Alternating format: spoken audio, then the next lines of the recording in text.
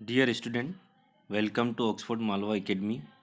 आज हम class 11 subject business study में चैप्टर 7 में शेयर एंड स्टॉक में डिफरेंस को समझेंगे। ठीक है, शेयर और स्टॉक में क्या डिफरेंस है उसको हम समझेंगे।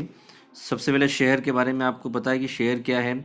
शेयर जो होती कंपनी की जो टोटल जो कैपिटल होती है उसके जो टुकड़े होते हैं छोटे छोटे भागों में उसको डिवाइडेड कर दिया जाता है, उसको शेयर कहा जाता है।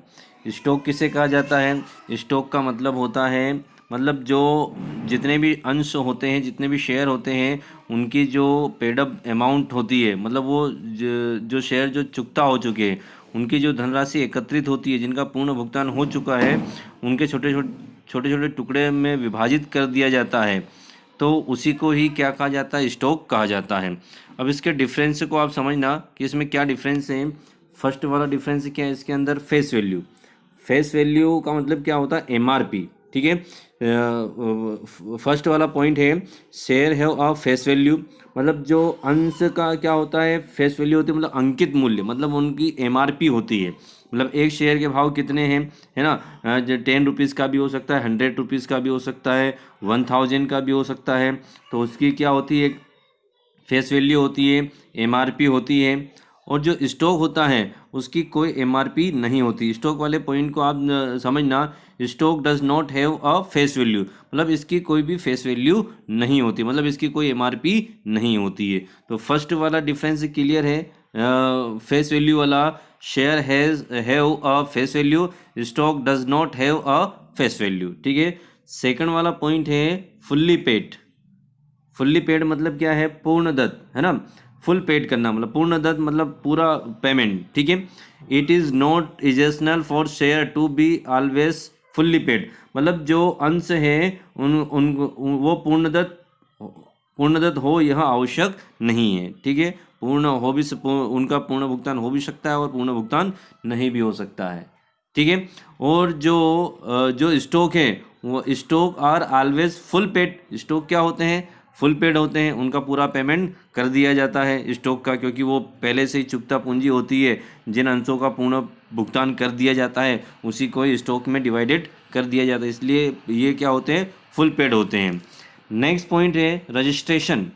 Registration, share are always registered. Share क्या होते हैं? रजिस्टर्ड होते हैं, है ना? लिस्टेड होते हैं, रजिस्टर्ड होते हैं। और जो स्टॉक होते हैं, रजिस्ट्रेशन इज़ नॉट कंपलसरी, मतलब स्टॉक के लिए कोई भी रजिस्ट्रेशन की आवश्यकता नहीं है, नॉट कंपलसरी। ठीक है। उसके बाद नेक्स्ट पॉइंट क्या है? नेक्स्ट पॉइंट आप समझना, मेंबर। ठीक है, मेंबर क्या है? Share holder is the member of the company, मतलब जो शेयर होल्डर होते हैं, जो अंशधारी होते हैं, वो कंपनी के क्या होते हैं? मेंबर होते हैं। ठीक है। For a stock holder there is no need to be the member, मतलब जो स्टॉक होल्डर होते हैं वो कंपनी के जो है कि मेंबर नहीं होते हैं। Not need to be the member, आवश्यक नहीं है। ठीक है।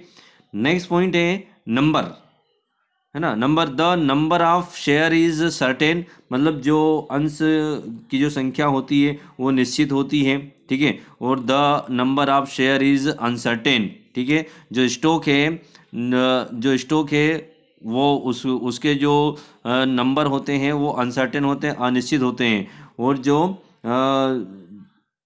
जो शेयर होते हैं, शेयर होल्डर होते हैं, शेयर होते हैं, उनकी जो अमाउंट, जो संख्या है, नंबर है, वो क्या होती है? सर्टेन होती है ना? निश्चित होती है। और ये क्या होते हैं?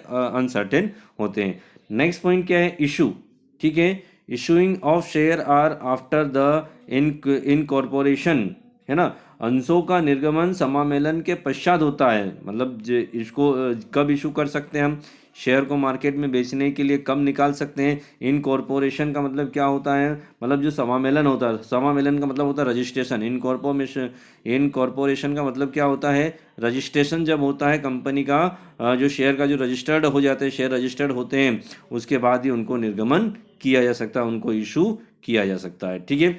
नेक्स्ट क्या है? नेक्स्ट पॉइंट है अपना, these are issued with the मैगजिंग ऑफ फुल पेड शेयर, मतलब इनका निर्गमन पूर्णदत्त अंशों के मिश्रण से होता है।